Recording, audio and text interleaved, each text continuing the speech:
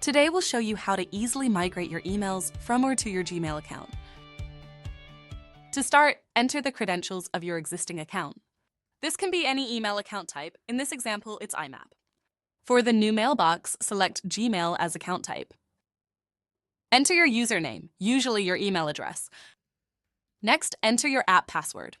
You can create your app password in your Gmail account. Click on Check Settings. MailJerry will connect with your accounts. After the check is finished, you can review your migration. Click on Start Your Migration. MailJerry now migrates your email data to Gmail. As soon as the email migration is finished, all emails, folders, labels, drafts, and sent objects are available in your Gmail account. Can you believe it? It's really so easy to perform an email migration to or from Gmail.